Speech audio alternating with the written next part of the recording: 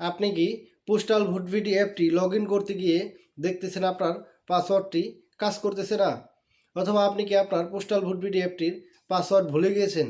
তাহলে এই ভিডিওটা সম্পূর্ণ দেখুন। আজকের এই ভিডিওতে আমি আপনাদেরকে দেখাবো কিভাবে আপনারা আপনাদের পোস্টাল ভোট বিডি অ্যাপটির পাসওয়ার্ড ভুলে গেলে সেটা রিসেট করবেন। তো বন্ধুরা, আপনারা আপনাদের পোস্টাল ভোট বিডি অ্যাপটির ভুলে যাওয়া পাসওয়ার্ড রিসেট করতে আপনারা আপনাদের যে অ্যাপটি আছে সেই অ্যাপটির ভেতরে প্রবেশ করবেন। অ্যাপটির ভেতরে প্রবেশ করে এখানে দেখবেন লগ ইন লেখা আছে, লগ ইন লেখাতে ক্লিক করে দেবেন। লগ ইনে ক্লিক করার পর বন্ধুরা এখানে দেখবেন ফরগট পাসওয়ার্ড লেখা আছে, যার পাশে রিসেট পাসওয়ার্ডও লেখা আছে। তো আপনারা এই রিসেট পাসওয়ার্ডে ক্লিক করে দেবেন। এরপর বন্ধুরা এরকম একটি ইন্টারফেস আসবে। এরকম ইন্টারফেস আসলে আপনারা কী করবেন, এই লেখাটি আপনারা বাংলা করে নেবেন। উপরে কর্নারে দেখবেন বাংলা অপশন আছে, সেই অপশনটিতে ক্লিক করে বাংলা করে নেবেন।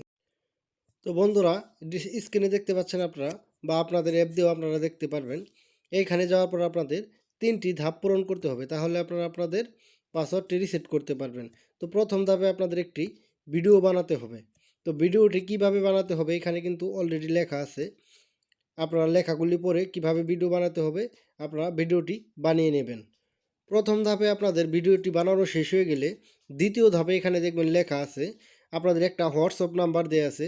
আপনাদের হোয়াটসঅ্যাপে এই নাম্বারটি অ্যাড করবেন। নাম্বারটি অ্যাড করে আপনারা এই নাম্বারটিতে আপনি যে ভিডিওটি বানিয়েছেন সেই ভিডিওটি সেন্ড করবেন।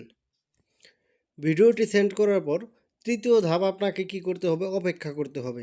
24 ঘন্টা বা তারও বেশি সময়ের মধ্যে আপনার হোয়াটসঅ্যাপে আপনার যে ভিডিওটি সেটা ভেরিফাই করে পোস্টাল ভোট বিডি অ্যাপের যে কর্তৃপক্ষ আছে তারা আপনাকে একটা মেসেজ, কর্তৃপক্ষ যদি আপনাকে ভেরিফাই করার পর বুঝতে পারে আপনি নিজের আইডির পাসওয়ার্ডটি ভুলে গিয়েছেন, অন্য কেউ আপনার আইডিটি হ্যাক করার চেষ্টা করছে না, তাহলে কিন্তু তারা আপনাকে একটা লিঙ্ক দিবে, যে লিঙ্কে গিয়ে আপনি নতুন করে আপনার আইডিতে বা পোস্টাল ভোট বিডি অ্যাপের যে আইডি আছে সেটাতে নতুন করে পাসওয়ার্ড বসাতে পারবেন। তো বন্ধুরা, আপনারা যদি নতুন পাসওয়ার্ডটি সেট করে থাকেন বা আমি যেভাবে দেখলাম এইভাবে সেট করতে পারেন, তাহলে কিন্তু পরবর্তী যে পাসওয়ার্ডটি আপনারা দিবেন সেটি কিন্তু মনে রাখার মতো দিবেন।